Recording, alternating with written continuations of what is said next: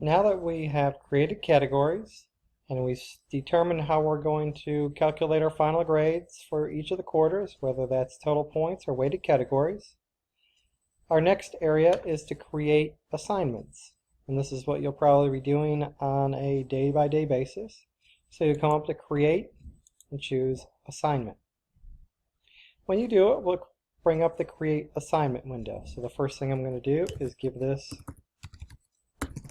a name, so I'll call it Assignment 1.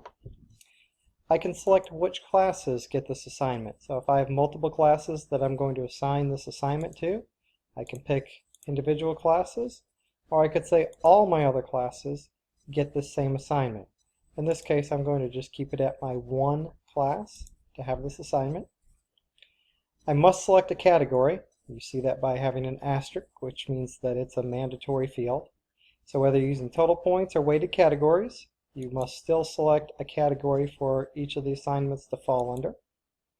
You can determine how you're going to score this, whether it's going to be points, percentage, letter grade, collected only. So in this case, I'm going to say that it's a points assignment. I'm going to say that it's out of 50 points. Now I can also, if I decide that I'm going to give extra credit, so let's say I'm going to give 55 points out of 50 to make it over 100%, I can come in here and I can put in what my max score would be. If you try to enter a score that's over 50 or whatever your max point value is here without adding the extra, it will not allow you to enter that.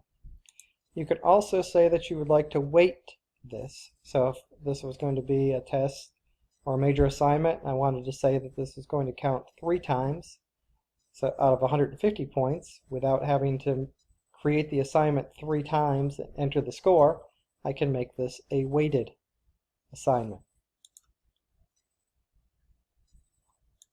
Move the weight here. So you can see that I've set extra points. I can also set the due date for this by clicking on the calendar. By default, it's set to whatever day you create this. Now if you have assigned this to multiple classes, it will have an area over here where you can pick different due dates for each of the different classes that you have. This is handy if you're on an A-B block schedule, because you may have the same subject, the same class, but you meet on different days, so they'll have different assignment or due dates that the assignments are due. You can also assign this to individual students. So rather than assigning it to all students, you can add and remove students to assign it to individual students. You can also determine when this is going to publish.